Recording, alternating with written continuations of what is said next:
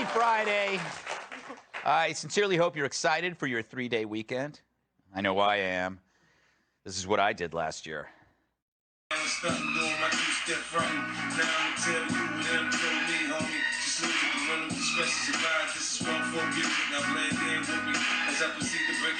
Yeah. The memories. So, whenever a huge, ugly story unfolds, the media has to do its thing. And like Brian Stelter at a pie-eating contest, they never seem to know when to quit. So you sold an AR-15 at the gun show? See you in court. Does your neighbor have a big arsenal?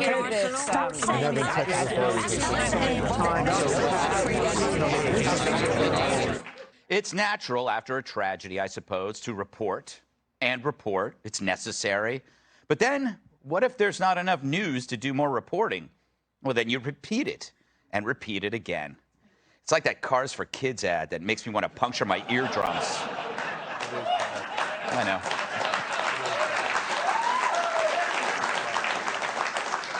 They really are talented, though. But it's everything but facts. You call in talking heads and experts for angles and emotional testimony. They are the hamburger helper of news, if you will, adding volume to the main course. And when the reporting runs dry, which is fast, the speculation begins. And like me calling my pharmacist, it's relentless. It won't stop. Everyone tries to outdo each other. Am I more perceptive than you? Are you more emotionally affected than me? The news becomes as productive as an argument with a meter maid. The speculation is then punctuated by dribs and drabs of new info, which hours later turns out to be wrong. There was an officer confronting a shooter. No, there wasn't. The shooter killed himself. No, he didn't. The press used to say that if your mother says she loves you, you should check it out first. Now it's, hey, guess until you're right.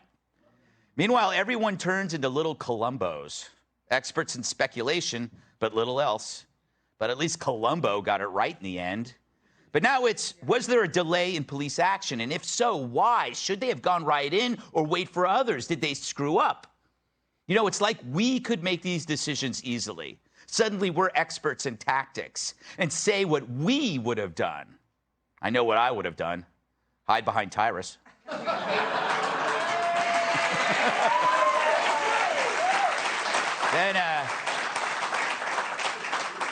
Then I'd offer Geraldo as a trade. I'm kidding, Geraldo.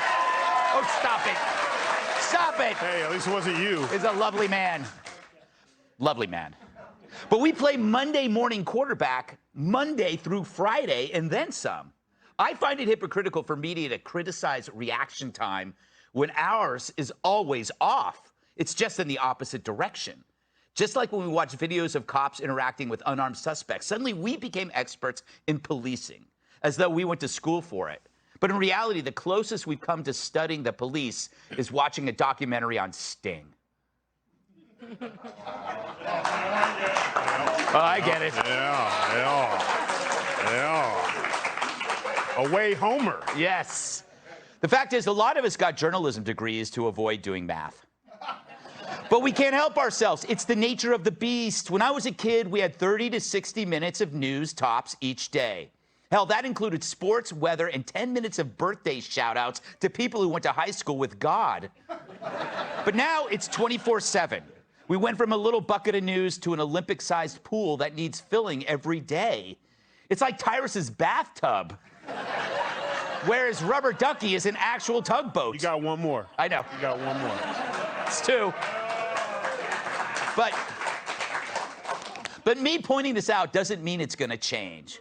I mean, I'm a powerful cog in this machine we call the media, but I don't have that kind of influence. I can barely get Kat to bathe. I shower twice a day. Yes. No, you didn't. But at least we should acknowledge our role in this. Right now, we just show up at the end of a crime.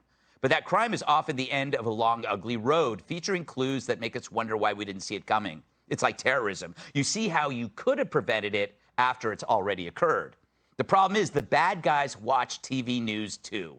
So the next time, they'll do it differently, and we'll have to learn another lesson again on how to prevent that specific crime. But you see, learning on the job is one thing if you're stocking shelves at Walmart. But when it comes to policing, learning from mistakes usually means learning from horrific human tragedy, maybe the death of one of their own.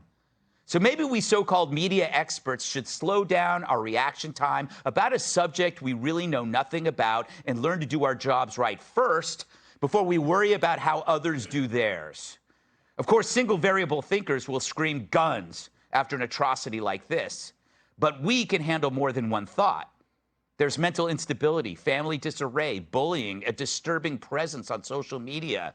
The ingredients in these tragedies are as consistent as the ones in a Big Mac.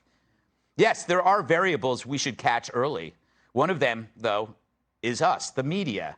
We never lower the heat to these things, even though we know they trigger copycats who see the attention as a chance for infamy and immortality. Now, I'm not saying you shouldn't report these stories.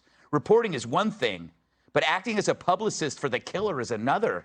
The media almost turns the story into a late-night infomercial, telling young, mentally unstable men who might be watching that you, too, can be a household name. You, too, can go out in a blaze of glory and make history. You, too, can be the next creep who shall not be named.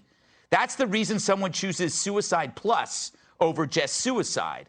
Suicide Plus has a payoff provided by you-know-who, us. So as we criticize cops and say they should have done it better and hope they learn from it,